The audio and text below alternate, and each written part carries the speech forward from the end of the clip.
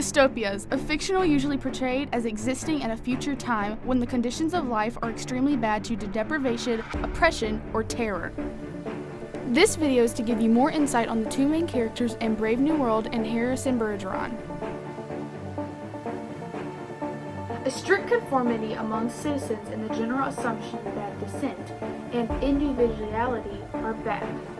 When the savage made his way to the New World, he was expected to become one of them. He was expected to become a normal citizen of the New World, to take on the responsibilities that a person in the New World had, to take Soma and enjoy the things that he was never even introduced to in the Savage Reservation. As for Harrison, no one was allowed to be an individual. Having qualities that other people did not was rude, and everyone had to be equal. So that's why they were given handicaps. Handicaps to change little things about you, saying if you were fast, we would give you a handicap to weigh you down so you would move as slowly as a normal person would move, and they would give that to everyone. You had to be the same in these worlds. People were confused, and some people were frightened by the thought that someone could be different from them. A penal system that lacks due process, laws, and often employs psychological or physical torture. In Brave New World, the psychological torture was when taking Soma, or when you were born, you were brainwashed and taught to think a certain way. As for John the Savage, the only psychological torture that he experienced was when he took Soma. Soma pretty much makes you feel happy and at ease. As for Harrison, he was tortured physically. The handicaps that he was forced to wear hurt him in many ways. The protagonist who questions the society, often feeling intrinsically that often is terribly wrong.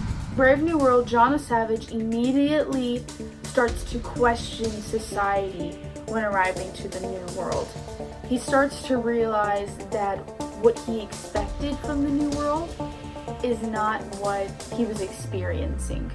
He starts to question their way of living and how everyone is so promiscuous. He starts to realize his true values and what he truly thinks for himself about how society should and shouldn't be. As for Harrison, he is not really talked about in the story as much until the very end, when he is on TV telling everyone that he is a god and that he is here to take over. When reading the last couple of passages about Harrison, you realize how much he questioned society and how much he hated the way of living. A fear of disgust of the world outside the state. The citizens in the Brave New World were extremely disgusted by the thoughts of being anywhere out of the state because they were happy where they were.